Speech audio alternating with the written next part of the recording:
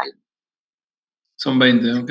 3, 5, 11, 17. Bueno, si les parece, arranco. Dale. Bueno, arrancamos con neumonía, chicos. La mayor parte de la clase de neumonía, igual que la meningitis, habla más de las infecciones bacterianas, que son las más graves y las más severas, las que habitualmente en el caso de meningitis requieren internación, en el caso de neumonía algunas sí, otras no, pero en meningitis siempre. Pero sepan que la neumonía y la meningitis en general son cuadros virales, que se toman muchas precauciones y se dan tratamiento antibiótico, pero suelen ser infecciones virales. En cuanto a la neumonía y bueno, la meningitis lo mismo, van a ver que la etiología de ambas patologías es, está dividido en grupos etarios, ¿sí? Los gérmenes del primer mes de vida, que van a ser por igual a cualquier infección, que son los gérmenes del canal de parto, como Listeria o Escherichia coli principalmente. Y después van a empezar a aparecer los virus respiratorios y en el caso de la meningitis, infecciones virales, y en el caso de la neumonía, los virus respiratorios. Y después, en una segunda instancia, con menor frecuencia, infecciones bacterianas.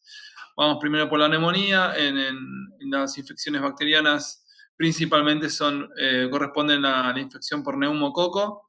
Si bien hay vacunación obligatoria desde hace ya al menos 10 años, sigue habiendo muchas infecciones por neumococo. Van a ver igual que en alguna diapositiva va a decir Haemophilus o estafilococo. Estafilococo se empezó a ver hace unos años ya un poco más.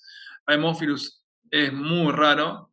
Infecciones por Haemophilus son muy poco frecuentes porque es una vacuna que está incluida en el calendario, tiene muchas dosis dentro del esquema de vacunación obligatorio y se da hace muchos años, entonces son infecciones muy poco frecuentes. Principalmente en la neumonía van a ver que la etiología, a margen de los gérmenes del canal del parto y del primer mes de vida, van a haber cuadros respiratorios y van a haber virus respiratorios, perdón, y van a ver que neumococo, y en una segunda instancia, cuando son chicos más grandes, aparece también el micoplasma, ¿sí? Con respecto a la definición de neumonía, bueno, es esa que están leyendo ahí, es obviamente la evaluación clínica del paciente y los signos de sintomatología clínica, como dice ahí, que después la vamos a ver, acompañado siempre de una imagen, ¿sí? Si bien uno lo puede sospechar, cuando clínicamente lo revisa el paciente que tiene una neumonía, siempre se confirma con una radiografía y muchas veces pasa que clínicamente quizás no es tan evidente, pero en la radiografía se ve o se observa una neumonía. Habitualmente dice localización única o múltiple, la gran mayoría de las veces es de localización única. Localización múltiple es muy poco frecuente, se da o lo vemos más en pacientes inmunocomprometidos, pero en general es de localización única. Acá es lo que les decía en cuanto a la etiología, menores de un mes, las bacterias que les mencioné antes, Escherichia coli, Listeria principalmente. Hay nombra otras, pero la verdad que son neumococo, estafilococo y virus es poco frecuente. Virus respiratorios puede ser porque no, en los primeros 3 años predominan, pero en menores de un mes es raro. Ya a partir del mes de vida se ven muchos cuadros con virus respiratorios y empiezan las infecciones bacterianas, como mencioné ahí, que es el neumococo, ¿sí? El neumococo ya empieza a prevalecer desde chiquititos y hasta chicos grandes, adolescentes, es la principal infección. En resumen, porque hay muchos gérmenes quizás, pero en resumen, menores de un mes, las bacterias del canal del parto, a partir del mes, virus respiratorios y neumococo, y a partir más o menos de los 4 o 5 años, como dice ahí, aparece también con bastante prevalencia el micoplasma. Eh, Perdón, una diga, consulta. Yo tenía entendido, no sé si está bien o no, que los virus respiratorios, o sea, ¿te dan la neumonía o los virus respiratorios te infectan y por sobreinfección bacteriana te da la neumonía? Porque yo las tenía dos cosas. entendido que los virus respiratorios se llamaba neumonitis, no No, neumonía, o es neumonía igual. no, neumonitis es un término confuso que en general se adjudica más a una infección que afecta la parte intersticial pulmonar y la mayoría de veces está relacionada a infecciones por micoplasma. Y con respecto a otra pregunta, en general la conducta que uno toma cuando ve una neumonía es siempre darle antibiótico, aunque sea viral. Los virus pueden provocar la neumonía y además pueden provocar una sobreinfección bacteriana, pero porque el paciente ya tiene una infección y está de alguna forma inmunológicamente más lábil. Pero los virus por sí solos pueden provocar la neumonía. Ahora se ven, ahora digo, en época invernal se ve mucho virus incisional respiratorio, que es el virus más frecuente que vemos en chicos, se ve virus de influenza que provocan neumonía. Así que sí pueden provocar la neumonía los mismos virus. ¿Y las tratás con tratamiento antibiótico también, Igual antes la que sean? mayoría de las veces en la práctica, si es un paciente que está manejado en forma ambulatoria, no hay forma de determinar si es un virus o una bacteria, así que se da el antibiótico sí o sí. Y el paciente que se interna, que yo ya le puedo hacer estudios etiológicos, si hay que ver la situación. Si el chico está relativamente bien, se le puede suspender el antibiótico y se lo trata con oxígeno hasta que resuelva su neumonía viral, si no tiene aislado el virus, ¿no? Perfecto, gracias. No, de nada. Lo que quieran, me interrumpen y preguntan. Eh, bueno, hablando de eso, lo que decía, los virus son en realidad de menores de 2 años. Son los responsables de las infecciones respiratorias, básicamente, en un altísimo porcentaje, tanto de neumonía como de bronquiolitis. ¿Sí? La bronquiolitis, igual por definición, es una infección viral. No importa si es otra clase, no se mareen. Y el neumococo es una bacteria todavía aún muy frecuente. Y a partir de los 3, 4 o 5 años empieza a prevalecer el micoplasma, que es la bacteria que puede producir o que afecta más el patrón intersticial del pulmón y produce esto que se llama neumonitis que vos mencionaste antes.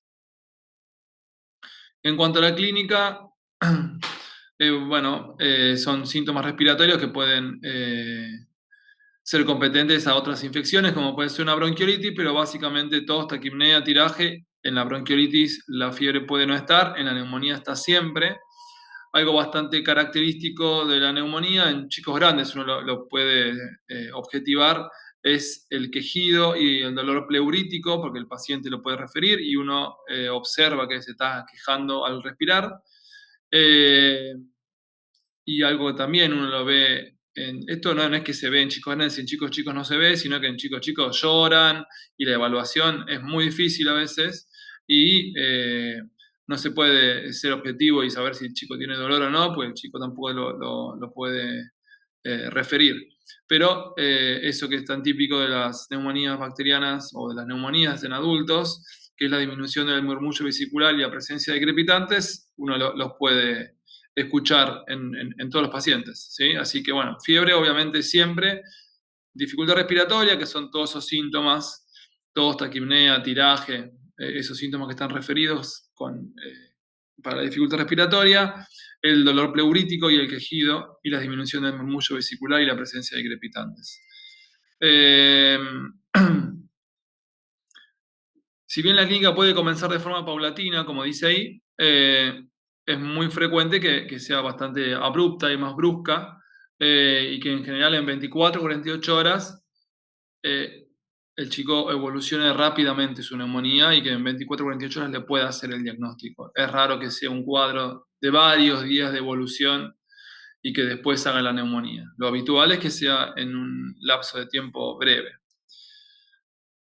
En cuanto a los exámenes complementarios, después lo vamos a ver si el paciente se tiene que internar o no, o cuáles son los criterios de internación. Según eso va a haber exámenes complementarios para el paciente que se interna y para el paciente ambulatorio. Algunos son en común para todos, como por ejemplo la radiografía, que es muy importante, como dice ahí, que sea frente y perfil. Muchas veces en la radiografía de tórax de frente no se puede observar con detalle o no se puede observar eh, tan fehacientemente si el chico tiene o está padeciendo una neumonía. Eh, en cuanto a los otros exámenes complementarios que se pueden presentar, esto es más que nada para chicos que están con criterios de internación, que ahí dice igual, no es necesario en pacientes ambulatorios, un laboratorio, hemograma con fórmula leucocitaria, eritrosedimentación, PCR también se puede pedir, se puede pedir un coagulograma por si eventualmente ese paciente evoluciona mal y tiene que ir a una cirugía porque hay que sacarle el líquido. Y una ecografía es solamente si uno sospecha de derrame pleural. Creo que hay acá una imagen, la imagen de a la derecha, que se ve que tapa todo el seno costofrénico. Ahí esa radiografía es grosera igual, pero es de alta sospecha de que el paciente esté padeciendo una ecografía, que esté padeciendo un derrame pleural y que requiere una ecografía. Y la imagen de la izquierda es la neumonía típica, que ahí se ve, bueno, que afecta más que nada la base y el campo pulmonar derecho. Acá no hay fotos de perfil, pero bueno, a veces en el frente es confusa la imagen o no termina de ser muy determinante como para tomar una conducta médica y siempre es necesario pedir una de perfil, ¿sí? Pero bueno, exámenes complementarios, básicamente radiografía siempre, y después habrá que ver si el paciente se interna, hay que hacer un laboratorio, hay que hacer cultivos de sangre y hay que hacer una ecografía eventualmente si uno sospecha derrame, si no, no se hace. Sé que el examen que les toman a veces les ponen 10 opciones y les hace marcar 2 o 3. Eh, no sé si tienen alguna pregunta puntual de eso o de algún ejercicio, pero básicamente es radiografía. Después el resto es solo si el paciente se interna. En cuanto al diagnóstico etiológico, la verdad que es baja las posibilidades de hacer un diagnóstico etiológico, salvo que el paciente concurra en forma precoz. Se puede hacer un diagnóstico en forma precoz y ahí sí, por ahí habrá más posibilidades, pero en general ya viene de varios días o a veces, muchas veces ya están tomando antibióticos, entonces la posibilidad de rescatar una bacteria es baja. Así que es más o menos el porcentaje que refiere ahí en la diapositiva, que es 30-40%. La forma de hacerlo es con los hemocultivos, como dije antes, cuando el paciente se interna. Si uno tiene altas sospechas de que tenga un micoplasma o clamidia, micoplasma básicamente, por ende una neumonitis o una neumonía intersticial, que sería lo mismo, habría que pedir serologías. Esto es alta sospecha, si no la verdad que no se hace en forma rutinaria o en la práctica habitual. Y un virológico, que es una muestra de las secreciones nasofaringias, que es para detectar los virus. Bueno, esto es importante. Los criterios de internación. eh, Doc, una creo, pregunta, perdón. sí, obvio. ¿Cuál es la que hago primero, la virología o la serología? O, ¿Cómo? perdón, ¿el hemocultivo o la virología? O depende de la sospecha la que hago primero. Eh, no, da igual. No cambia porque vos, a ver, yo te hablo medio un poco como es en la práctica. En realidad en la práctica se hacen los cultivos de sangre primero. Eh, si tenés que elegir, lo ideal primero es siempre hacer los cultivos de sangre para que después vos puedas iniciar el tratamiento antibiótico, porque la idea es que el paciente esté como virgen del tratamiento. Y el virológico no es urgente, pues yo lo puedo hacer al día siguiente o a las 48 horas, y si tengo que aislar el virus, en general se aísla. no va a estar tapado porque vos le hayas hecho o le hayas indicado un antibiótico al paciente. Perfecto. No hay Gracias. una respuesta así concreta, pero en la práctica primero los cultivos de sangre y después el estudio de virus. Dale, gracias. Una pregunta, ¿y para detectar neumococo es con hemocultivo o Sí. podés con hemocultivo? Ok. O podés que, no, decime. Cultivo de Claro, sangre. no, sí, si hay otros métodos, porque yo sé que el panel, o sea, las serologías para buscar virus vos tenés que hacer el panel virológico que tiene Claro. los 5 virus, que es influenza, bla, bla, bla, bla, y Sí. después hacías los hemocultivos y en ese hemocultivo es donde vos buscás neumococo o lo podés buscar de otra manera. Esa sería la pregunta. No, se busca con el cultivo de sangre. Hay métodos más específicos, pero no vienen al caso. No, se hace con los cultivos de sangre. Si el chico tiene un neumococo, eh, se aísla de ahí. Obviamente, no sé, si después habrá que ver cómo evoluciona ese paciente. Si 2 o 3 días después el paciente evoluciona mal y coleccionó mucho líquido y hay que operarle, hay que sacarle el líquido o hay que evacuar el líquido, ese líquido también se manda a cultivar y se intenta aislar neumococo. Pero bueno, en la práctica es en los cultivos de sangre, sí, hemocultivos. Con respecto a los criterios de internación, esto es importante. Bueno, la edad, que tenga menos de 6 meses, se tiene que internar siempre, más allá de que esté bien, mal o más o menos, el paciente se tiene que internar. Apariencia tóxica, esto es una cosa medio inespecífica, en realidad uno cuando en la práctica uno evalúa al paciente y muchas veces pasa que uno lo observa y puede determinar o no sé si hacer el diagnóstico, pero tener ya una alta sospecha que tenga una neumonía por las facies y por las expresiones que presenta el paciente, pero bueno, a eso se refiere la apariencia tóxica. Insuficiencia respiratoria o dificultad respiratoria, ¿no? Eso, o sea que el paciente requiere oxígeno. Una enfermedad de base, hay dos mencionadas, pero bueno, pueden ser un montón, pacientes inmunosuprimidos, pacientes con cardiopatías y enfermedades pulmonares crónicas, como dice ahí, eh, pacientes oncológicos, bueno, hay muchas, pero que tengan una enfermedad de base grave, digamos, es un criterio de internación. Incapacidad para alimentarse, sobre todo en nenes que son chiquititos, que toman el pecho o toman eh, leche de fórmula. Bueno, esos chicos, si no se pueden alimentar, no se pueden alimentar de la dificultad que tienen para respirar, ¿no? Entonces, si no pueden alimentarse, también eh, deberían internarse, pero bueno, también eso va de la mano de la insuficiencia respiratoria, es más o menos lo mismo. Y bueno, después, causa social, en el hospital la verdad que se ve poco, pero en hospitales públicos se ve mucho más. Y por último, diría que no sé si la más frecuente, pero una de las más frecuentes es que el paciente presente un derrame pleural. Cuando yo le hago la radiografía inicialmente para hacer el diagnóstico, presente un derrame pleural o presente una neumonía multifocal, o sea que tenga varios focos de infección. Eso es ya directamente, no importa todo lo demás, directamente se tiene que internar. Y la mala respuesta al tratamiento bioral, que también se ve mucho, es el paciente que consulta, que lo evalúo, que le hago el diagnóstico de neumonía, y ese paciente viene a las 24 o 48 horas al control que hay que hacerle de forma rutinaria, y o no ingirió el antibiótico porque lo vomita, o lo ingiere y hace el tratamiento adecuado, pero el paciente persiste con síntomas, con fiebre, quizás con algo de dificultad para respirar. Entonces, si ese paciente, dándole el antibiótico por vía oral, no mejoró los síntomas, también se tiene que internar. Esta les diría que, bueno, la neumonía multifocal no es muy frecuente, pero el derrame pleural y la mala respuesta al tratamiento vía oral es de las causas más frecuentes de internación del paciente con neumonía. En cuanto al tratamiento, esos son tratamientos, son sintomáticos, ¿no? Lo que dice ahí, hidratación, antitérmicos, kinesiología, oxígeno. Pero bueno, en cuanto al tratamiento antibiótico, en forma ambulatoria, el antibiótico de elección es amoxicilina, como dice ahí. En caso de que yo sospeche que hay un micoplasma o neumonitis, digamos, claritromicina, pero lo más importante es que sepan que es amoxicilina.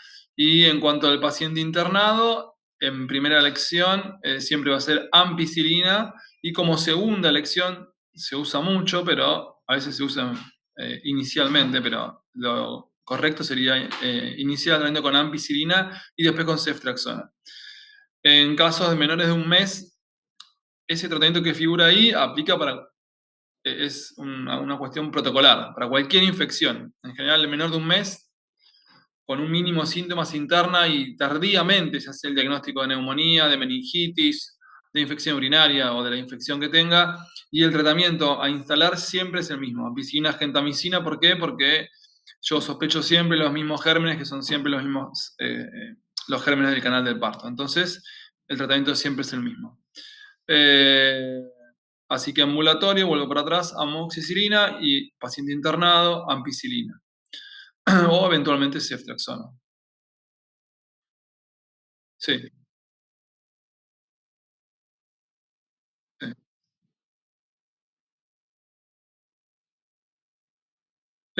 No lo quise marear porque me parece que no es muy relevante, pero te lo contesto.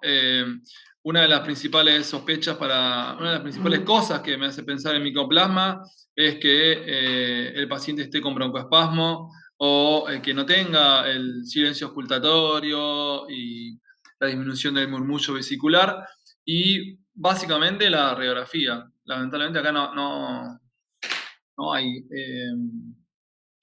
una foto, pero es otro patrón, es un patrón intersticial.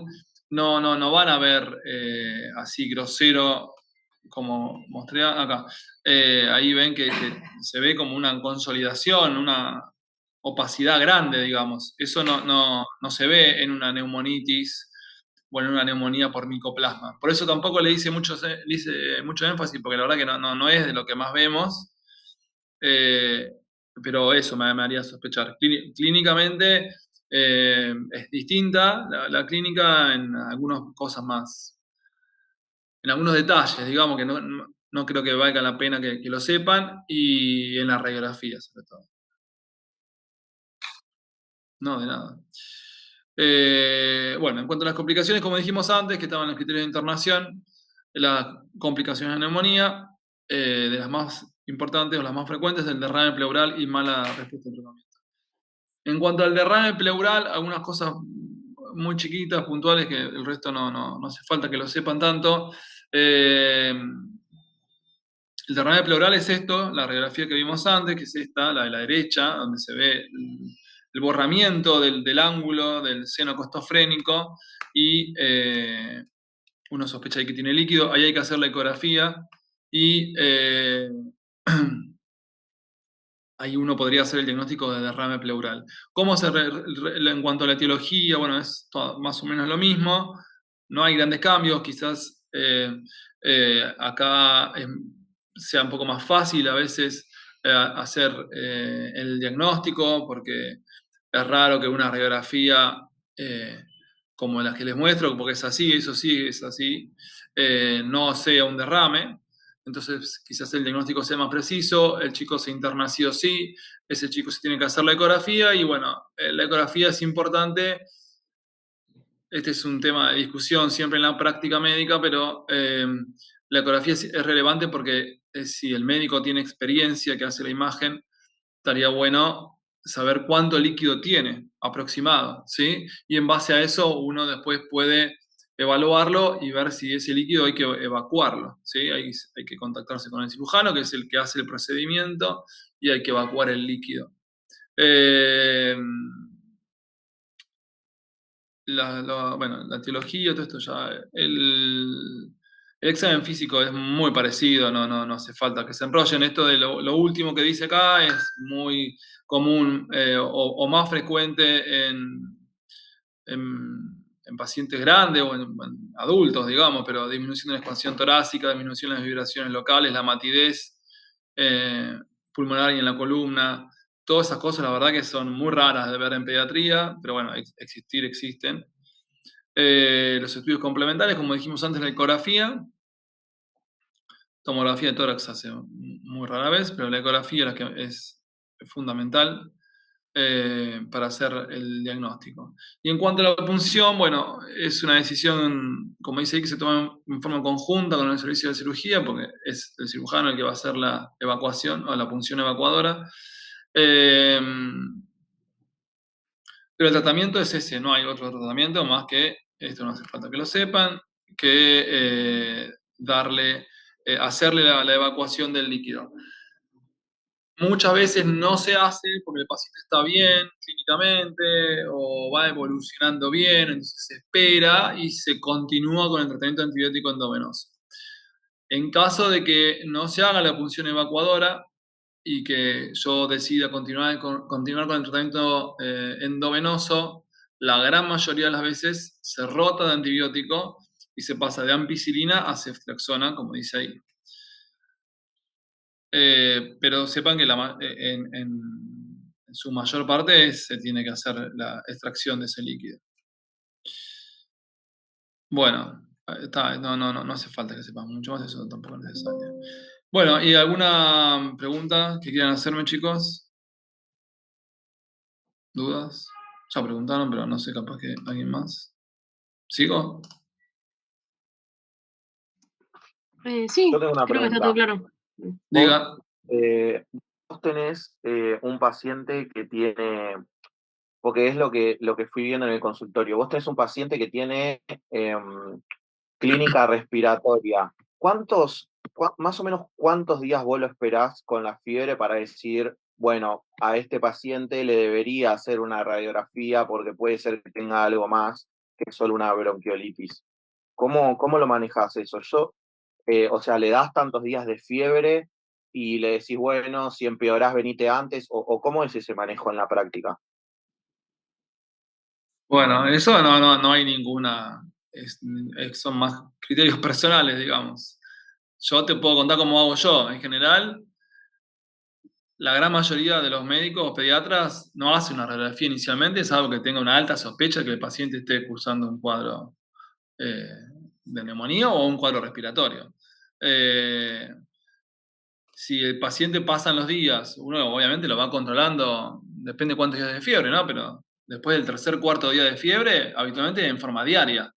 Si el paciente no manifiesta nada y sigue con fiebre, sí es verdad, llega un punto que uno protocolarmente le pide una radiografía porque es raro, pero puede tener una neumonía que quizás no se manifieste tanto clínicamente y uno la pueda observar radiológicamente. Eh, pero habitualmente entre el quinto y séptimo día de fiebre en caso de que no tenga clínica respiratoria, ¿no? Es lo que entendí yo que dijiste. Pero sí, porque tenés que buscar como un foco, ¿no? ¿Es Claro, en eso? general entre quinto y séptimo día. Depende del paciente, en qué condiciones esté, si tiene antecedentes, si es sano o no es sano. eh, pero más o menos, sí, entre quinto y séptimo día. Perfecto. ¿Ok? Bueno, continúo con meningitis.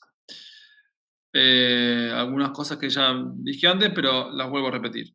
La mayoría de las meningitis, acá en mayor proporción todavía, van a ser virales, en mayor proporción en comparación a la neumonía, ¿no? En un alto porcentaje son virales, les diría que 80 o 90% son virales, pero la meningitis viral no deja secuelas, no es un cuadro severo que haya consecuencias ni nada, entonces lo que más énfasis se hace es la meningitis bacteriana, que clínicamente es prácticamente igual, pero sí es mucho más grave y en su mayor parte deja secuelas y consecuencias al paciente y algunas de ellas secuelas irreversibles y graves.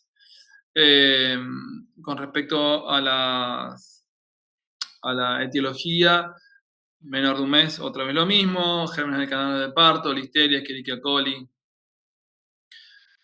Y después, bueno, van a ver, acá no sé si está...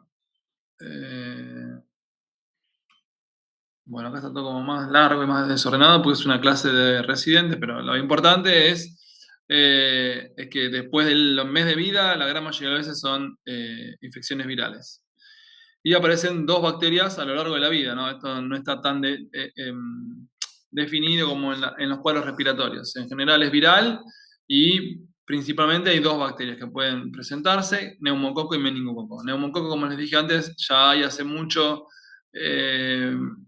vacuna, pero igual seguimos viendo mucho neumococo, y meningococo hay vacuna y hace menos años que es obligatoria, entonces todavía seguimos viendo. Pero el meningococo es una bacteria muy poco frecuente, es la más severa, la más grave, la que habitualmente deja secuelas y la que tiene riesgo de vida al paciente. ¿Sí? El paciente, si tiene una meningococcemia, que es la infección por meningococo, puede fallecer en menos de 24 horas. O sea que son infecciones fulminantes y graves. En cuanto a la definición, bueno, es lo que dice ahí, la inflamación de las meninges con compromiso de las leptomeninges, ¿sí? En cuanto a la etiología, ya lo mencioné. Acá hay mucho detalle que no hace falta que hagan hincapié en eso. Factores de riesgo es relativo, digamos, acá hay un montón de cosas también específicas que no hace falta que lo sepan. En cuanto a los factores del huésped, que sea varón es un factor de riesgo, que estén plenectomizados o que estén inmunosuprimidos es un factor de riesgo. Acá habla mucho del tema del vaso, puntualmente porque los pacientes que son esplenectomizados automáticamente dan la vacuna contra las bacterias encapsuladas, como son el meningococo y neumococo. Por eso hace tanto énfasis en el tema de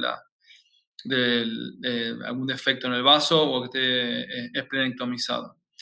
Obviamente ocurren con mayor frecuencia en guarderías, jardines de infantes, escuelas, colegios, donde va a haber un grupo de chicos y alguno es portador del meningococo y se contagia y alguno puede hacer un cuadro de meningitis por meningococo. Pero bueno, principalmente tengan en cuenta que son virales, ¿sí? En cuanto a la clínica, no se diferencia la infección viral de la bacteriana. Los más importantes son, que les diría que si no están esos, uno no sospecha meningitis, es cefalea, fiebre también tiene que estar sí o sí, la cefalea, y los vómitos. Y después hay otros que son a veces difíciles de objetivar porque son nenes muy chiquitos o son bebés, pero que existen, ¿sí? La fotofobia, los vómitos, alteraciones neurológicas, como que esté el paciente desconectado neurológicamente, o algún exantema que tenga, ¿sí? En general son petequias. Eso no se ve en todos, pero también se ve con cierta frecuencia. ¿Sí? Pero cefalea, fiebre y vómitos les diría que la tríada como para pensar sí o sí una meningitis. Y la única forma de hacer el diagnóstico de meningitis es haciendo una punción lumbar. Por ende, el paciente que uno sospecha que tiene meningitis siempre se interna y siempre se le hace una punción lumbar. Y con la punción lumbar o con el líquido de la punción lumbar, yo ahí puedo determinar si el paciente tiene una meningitis viral o bacteriana, o una meningitis, no sé, tuberculosa, muy raro, pero puede pasar. Eh, pero es un paciente que sí o sí se tiene que internar. Y como exámenes complementarios, además de la punción lumbar, hay algunas cosas que más que nada son de requerimiento para hacer la punción o para hacer un diagnóstico diferencial. Antes de hacer la punción lumbar, si el paciente obviamente está estable clínicamente, se tiene que hacer una imagen, una tomografía, que es algo sencillo y rápido, y además se tiene que hacer un laboratorio. ¿Qué busco acá? Bueno, en la tomografía los diagnósticos diferenciales, que el paciente puede tener un tumor o puede tener algún sangrado, algo vascular, alguna enfermedad vascular del sistema nervioso. Entonces, con una tomografía descarto estas cosas que son cosas groseras, digamos, y evidentes en una tomografía.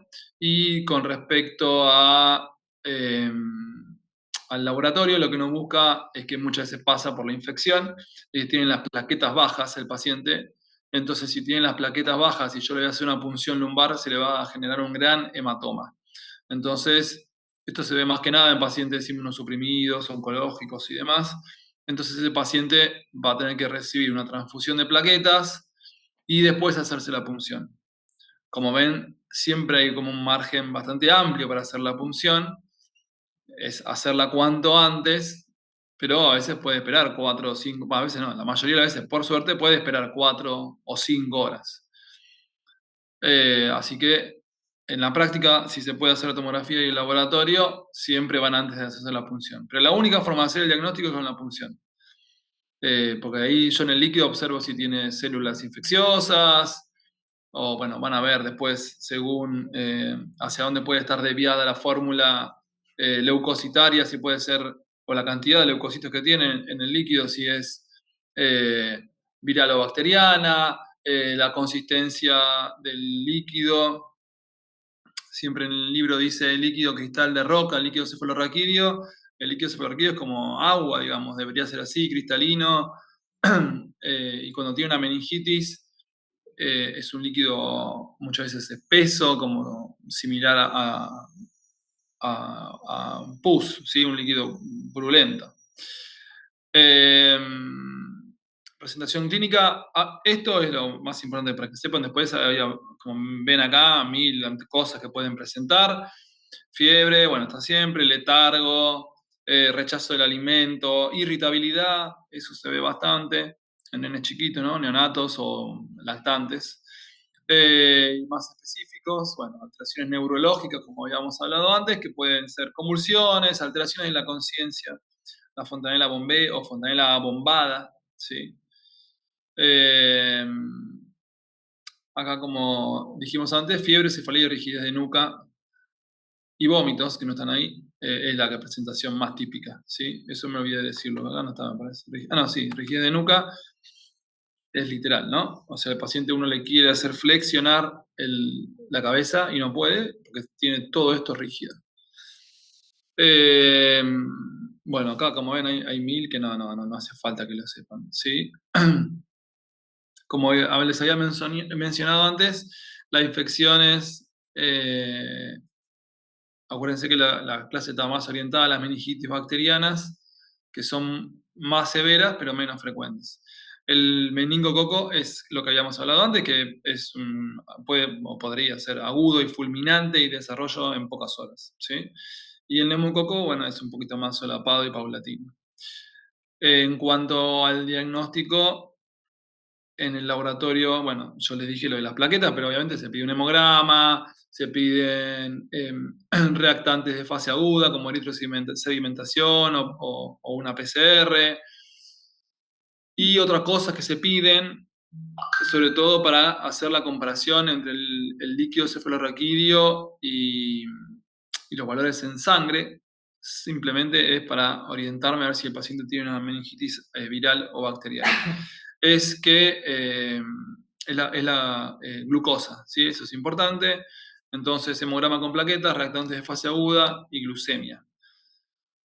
Y después, eso, bueno, no hace falta que lo sepan. Pero bueno, el diagnóstico es clínico, pero el diagnóstico de certeza siempre es con la punción lumbar.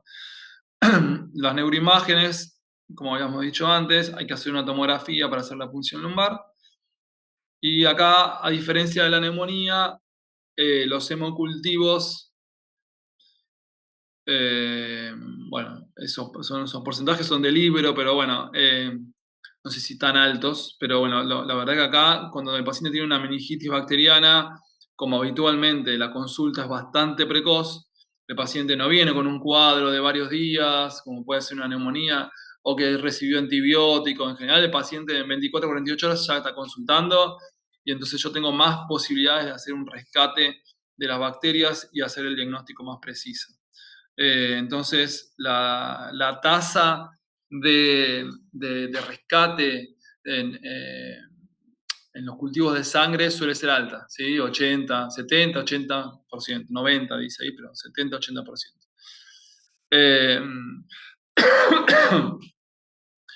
Esto no hace falta que lo sepan, son cosas muy específicas que no son habituales. Otra cosa importante es, a veces pasa que no hay condiciones clínicas para hacer la punción lumbar, entonces hay que saber cuándo no realizarla y es importante saberlo, ¿sí? Obviamente en cualquier paciente que esté con un compromiso, ahí dice cardiorrespiratorio, pero es un compromiso clínico. Si el paciente corre riesgo de vida, no le voy a hacer la punción lumbar, directamente le paso el antibiótico. Si el paciente tiene un compromiso respiratorio, directamente le voy a pasar el antibiótico. Si tiene signos de clínicos de hipertensión endocraniana, como dice ahí, eh, también le voy a pasar el antibiótico y no le voy a hacer la punción lumbar, ¿sí? Y si esto es raro, pero bueno, en pacientes oncológicos o inmunosuprimidos se ve que por ahí tienen lesiones en piel o tienen alguna infección o alguna lesión donde yo le voy a realizar la punción, tampoco se recomienda realizarla. Y esto que está ahí en rojo remarcado es lo que habíamos hablado antes, que pedir el hemograma con plaquetas para ver el recuento que sea normal. Las plaquetas pueden estar bajas porque el paciente tiene alguna condición de base, está en tratamiento quimioterápico o tiene alguna enfermedad inmunológica o por la misma infección. Puede ser un paciente inmunocompetente que por la misma infección las plaquetas han disminuido y eso hace que requiere una transfusión antes de hacerse una punción lumbar. Pero bueno, es importante saber cuándo no realizarla. También es importante saber cuándo volver a realizarla.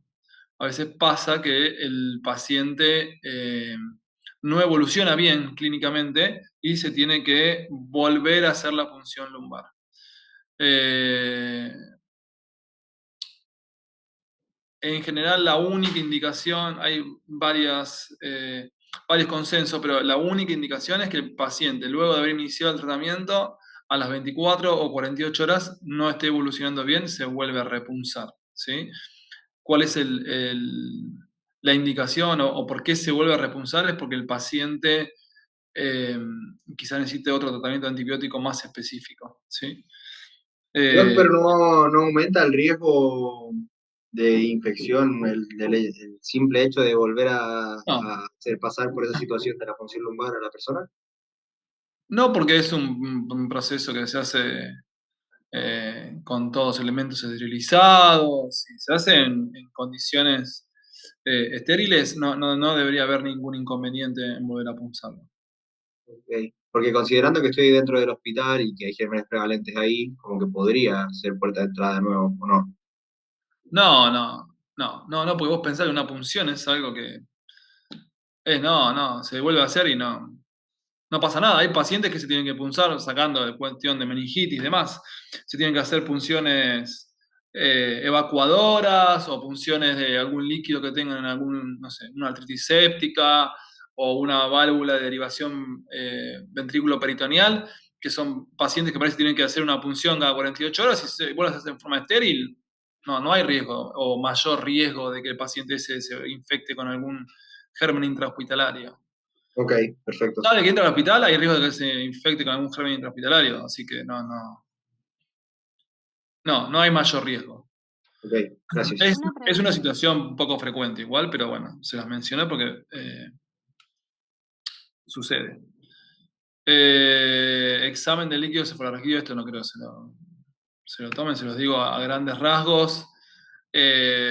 Como ven ahí, dice en el tercer punto, dice recuento de glóbulos blancos según el microorganismo, 5.000, 4.000, 1.000. En general, la infección bacteriana tiene más de 1.000 glóbulos blancos o más de 1.000 neutrófilos. Y la infección viral menos y en general tiene una fórmula linfocitaria.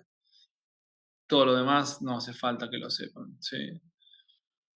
Doc, Eh, una consulta. sí, claro. Yo tenía entendido que la chance de poder rescatar algo en líquido cefalorraquídeo no era muy alta, o sea que muchas veces te podía dar negativo lo que rescatas. Era así, ¿no? ¿O estoy equivocada? No, el líquido cefalorraquídeo, cuando el paciente tiene meningitis, es muy específico y muy sensible y tiene altas posibilidades de rescatar una bacteria. Ok. Pasa que vuelvo al inicio de la charla, la mayoría de las meningitis son virales, entonces vos lo vas a hacer la punción y lo vas a mandar a cultivar y te va a dar negativo porque seguramente tenga una infección viral, que no es lo mismo. Claro, era por ahí. ¿Entendés? Claro. Pero cuando el paciente tiene una meningitis bacteriana, la posibilidad de que vos rescates la bacteria es muy alta. El problema es que vos, la mayoría de los pacientes que vas a ver son virales. Yo, de hecho, no sé, en 15 años debo haber visto 5 meningitis bacterianas. No sé, como mucho, tengo 4 o 5, muchas más no vi. Meningitis virales, no sé, vi un montón.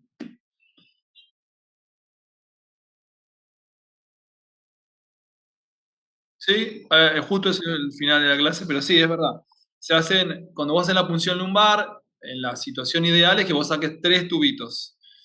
Uno que va para la parte físico-química del líquido, cuántas células tiene, la glucorraquia, el cloro, bueno, diferentes proteínas, diferentes análisis químicos que se hacen en el líquido cefalorraquídeo. Uno que va al cultivo para determinar si tiene alguna bacteria y otro que se hace una PCR, serologías de herpes y enterovirus, ¿sí? Que son de los virus más frecuentes que vemos que pueden provocar meningitis, y sí, se hace eso. Sí, eso es la meningoencefalitis o encefalitis, tiene otro término, pero es lo mismo en la práctica. Eh, la misma sintomatología, todo igual. Pero sí, se hacen esas 3 cosas. Eh, por eso les dije, casi toda la clase es meningitis en general, pero algunas cosas son específicas de la meningitis bacteriana y la meningitis bacteriana es poco frecuente, por eso con el cultivo te da negativo. Bueno, esto tampoco hace falta que lo sepan, son cosas medio no, bastante específicas. ¿Cuándo repunzar? Que era lo que habíamos hablado antes. Quédense con el concepto que si a las 24, como ven acá hay varios infectólogos infantiles con sus indicaciones, pero en general el consenso en la práctica es que a las 24 48 horas, si no mejora, se tiene que volver a punzar. El tratamiento es siempre el mismo, es ceftriaxona, ¿sí? A 100 miligramos kilo. Les digo esto porque es importante porque es la dosis máxima de ceftriaxona. La meningitis, ¿sí? Porque es un antibiótico que atraviesa la barrera hematoencefálica y es el más indicado para el tratamiento de meningitis. Acá dice dexametasona, corticoides es discutible, ya se usa un poco y nada. Bueno, acá dice Neisseria meningitis, ceftriaxona, Haemophilus, no lo van a ver. Y neumococo, cefotaximo, ceftriaxona. En general se usa ceftriaxona porque va para las 2 bacterias. Y además tiene la facilidad de la ceftriaxona que se puede aplicar incluso una vez al día. Entonces es más práctica y es más confiable en la rutina. Las complicaciones, bueno, también es importante saberlas. Las complicaciones más frecuentes o la complicación más frecuente de una meningitis es que haga una colección, ¿sí? Una colección subdural, como dice, o abscesos cerebrales, que también dice ahí. El paciente, en general, por mala evolución, termina haciendo alguna colección. La mayoría de veces hay que drenarla, no siempre, pero la mayoría de las veces sí. Y es una complicación, pero bueno, la verdad que también no es algo que uno vea en forma frecuente. Otra cosa, de las cosas importantes que habíamos hablado inicialmente, las meningitis bacterianas también son importantes por esto, porque producen secuelas y complicaciones graves y severas, que la mayoría, como leen ahí, como ven, son irreversibles, ¿sí? Sordera, ceguera, trastornos neurológicos motores con déficit de la fuerza y del tono muscular, ataxias, bueno, epilepsia, como dice ahí, pero las más habituales son sordera, ceguera y los trastornos motores. Retardo mental, hidrocefalia, alteraciones neurofisiológicas como la epilepsia, diabetes insípida. La mayoría de las veces los chicos quedan con alguna secuela en las meningitis bacterianas. Esto es algo que se utiliza, se sigue usando en realidad, y se sigue indicando. Con esto ya terminamos, ya lo dejo porque vamos un rato largo. Los familiares o los convivientes del paciente se recomiendan que hagan una profilaxis, ¿sí? En la práctica, hasta que yo tengo el cultivo y demás, muchas veces pasan 2 o 3 días, entonces uno le da las indicaciones, ¿sí? A los compañeros del jardín de infantes, a la maestra, a los padres o hermanos. Entonces se les indica, como dice ahí, o rifampicina, en el caso del meningococo, no importa cuántos días ni demás. O ceftriaxona o ciprofloxacina, que es lo que más se usa porque es lo más práctico, porque es una única dosis y se toma por vía oral. Pero bueno, sí, esto solamente es cuando uno sospecha que es una meningitis bacteriana o ya la confirmó. Meningitis aséptica, esto más que nada se refiere a meningitis viral, ¿sí? Que es las causadas por herpes y enterovirus. Pero bueno, tampoco son cosas que no... Bueno, acá ven otros virus, pero no. Habitualmente herpes y enterovirus son los que más vemos. Fíjense que la signo-sintomatología es más o menos la misma, alteraciones de conciencia, fotofobia, rigidez de nuca.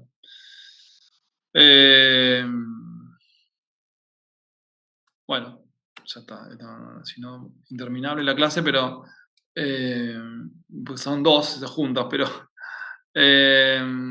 ¿alguna pregunta que me quieran hacer, chicos? ¿Alguna otra duda? Yo tengo una sola. En el diagnóstico de certeza es con punción lumbar, pero en los casos que vos tenés contraindicada la punción lumbar, ¿te basás solamente, digamos, en la La clínica. clínica, algo del laboratorio, y en eso tratás y fijando cómo va el paciente, o Sí, depende de ver cuál fue la contraindicación de la punción lumbar, pero inicialmente el paciente se inicia el tratamiento, todo. ¿Sí? Si corre riesgo de vida, que es una de las contraindicaciones de la punción lumbar, eh, se inicia el tratamiento, todo, se hace todo como si tuviera meningitis. Y después, posteriormente, se punza, pero bueno, ya tiene dosis de antibióticos, así que el rescate va a ser más bajo, pero si no, sí, se punza y se asume como meningitis y se hace un diagnóstico clínico. perfecto. ¿Por cuántos días hacemos extracción endovenosa para meningitis bacteriana?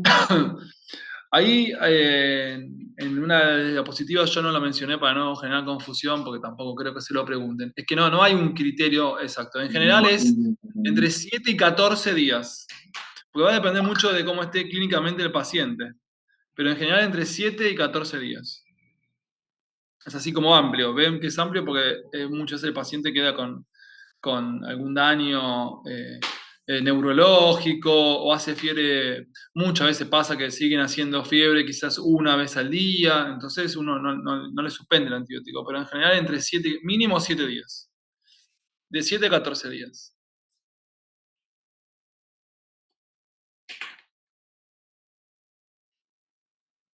¿Alguna otra pregunta, chicos, que me quieran hacer? ¿Alguna otra duda? Una pregunta, y en este caso, ¿lo podemos sospechar, por ejemplo, una meningitis bacteriana también en pacientes que hayan tenido una neumonía, que no esté bien curada y que se haya eh, hecho una bacteriemia, Sí, rarísimo. como para Mucha mala pensarlo? O sea, suerte o tipo, el paciente tiene algún déficit inmunológico. Sí, no es muy rebuscado. ok. Puede pasar, sí, puede pasar, pero tiene que tener, viste, tiene que ser un paciente en alguna situación clínica grave. Como para pensar las vías de ingreso, o sea, son respiratorias y En hematógenas. general, ¿cómo? ¿Respiratoria y qué? Respiratoria y hematógena, pienso. Claro, sí, habitualmente respiratoria. Bien. Sí, no, eso que vos mencionás es posible, sí, obviamente es posible, pero no sé, lo he visto una o dos veces, pero son pacientes, los que he visto yo, y suele ser así, son pacientes que están gravemente enfermos o trasplantados o inmunosuprimidos severos. Sí, no, en un paciente inmunocompetente, no vas a ver esa situación. Sería muy raro. Bueno, gracias, doctor. Bueno, creo que tengo una clase más adelante, pero es presencial. Así que nos veremos más adelante, chicos. Que anden bien, cuídense. Gracias, hasta luego. Muchas Luego, gracias. bueno. Gracias.